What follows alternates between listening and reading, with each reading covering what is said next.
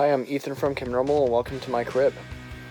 Alright, so for drums over here, got my late 90s Pro Export Series kit in 13, 16, 22 inches. Nothing super special, I inherited these a long time ago, but they sound nice. We recorded Fungus, the EP, and our single 53 on these, because I recorded those in this basement. For On Your Own Wave, the album, we went to a studio and used whatever kit they had there. Shout out to Parkville Sounds in Hartford for that. Don't remember what that kit was, but I can try to figure it out if anybody really cares. Shout out to WNYU 89.1 FM in New York for that tote bag that's for some reason on the cymbal stand. So for cymbals over here, I got this Zildjian K 20-inch ride. Gets used as a crash all the time. This 18-inch dark thin crash from Zildjian K series. And the Sabian AA Explosion hi-hats, 14 inches. I use these for 53 and On Your Own Wave. Not those. But this is my snare drum that I use most of the time. It's a early 70s Ludwig Superphonic 5.5x14. Just some vintage stuff. Sounds really nice. Got a Remo Ambassador head on this and coated Emperors on the toms. DW5000 kick pedal. That matters. This is an old snare drum I have. It's a pork pie big black brass 6.5x14 that I use for Fungus. Over here, got Connor's old bass amp that we've used to record a couple of things with, some guitar stuff that I'm not going to talk about because I'm the drummer. Over here is a bunch of miscellaneous percussion stuff that I probably have used at one point in recording. These are some old cymbals I use for Fungus. They're Sabian AA Explosion, Crashes, and Ride. They match these hi-hats. And here underneath the homework that I have, because we all go to Zoom University now, is my recording stuff that some people have asked about. Basically, I just run whatever microphones I have going to this Tascam interface. You can see right there what that is. And from that into Pro Tools on my computer. Got these JBL monitors. Don't remember what the model is, but yeah. Some wheat thins that are ranch flavored for some reason. Thin Mints, gotta have the essentials. That's about it. Thanks, everyone.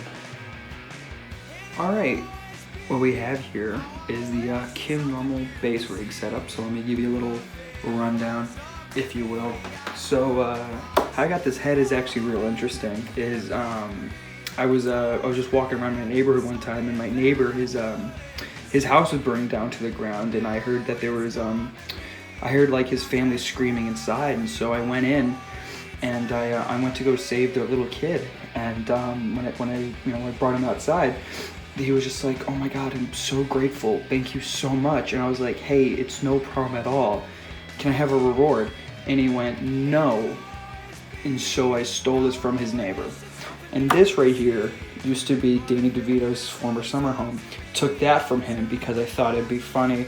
And this is a bass. Kidding. Well, no, that is a bass, but for real. What we have here is we have a 1992 PV Mark VI, Roman numerals, fancy, solid state bass head. And then we have a 1978, I don't think it's the year, I know nothing about anything, so don't call me on that, but should be about a late 70s 2x15. And I'm a vintage PV man, and everything about it sounds amazing. It's really loud, and they're really cheap to come by, so hey, if you're a bass player out there, go out and get one of these PV setups because they're always really cheap, always really available, and they're kick-ass. Now what we have right here is my little baby. This is my Ibanez Tallman bass, also another really piece of cheap equipment, but hey, it's reliable and I love it to death. You'll notice that I beat the living shit out of it, and it's missing a volume knob because what I learned is that, don't throw your bass out to the audience and have people slap it because, that's how you break stuff. So yeah, this is the whole entire rig setup, real simplistic, no pedals, no nothing, just, a cab right into a bass and just jam out. So yeah, there you go. Hi everybody, it's Carl from Kim Normal. We're all doing a rig rundown because all of you guys have been asking for it. So without further ado, dive right in with my number one main guitar. This is the J Mascis Jazzmaster, his Squier signature model. Now, out of all the Jazzmasters I've played, this so far has been my favorite. I love this neck. It feels a bit smaller than most Jazzmaster necks, so that's good for me. It's got P90s instead of just the straight up Jazzmaster single coil pickups. I do love that. I'm using this on all of our records, has been this guitar. So any song where you're wondering, well, what guitar is he playing? It's this one. And it's live, we're using this for everything in standard tuning and or drop D. So this is definitely the main guitar. That said, number 2 that I'm using is we have a Squier Classic 5 Mustang. Love this thing too. The reason I got this is for capoed songs and alternate tunings live. Use this for convenience's sake so I don't have to mess with that one as much. What I did do to it though, I did lock down this tailpiece so it is hard-tailed, it stays in tune much better. And I replaced this bridge here with the Japanese bridge made in Japan that Fender does. Really has helped with the stability. It's a great upgrade to these guitars. Hasn't seen any use on a record yet, but maybe in the future. But this is the number 2. Put that down there. All right. So, amplifiers. So this is the new rig. It's a Marshall DSL 100, running that straight into a JCM 900 412 from the 90s.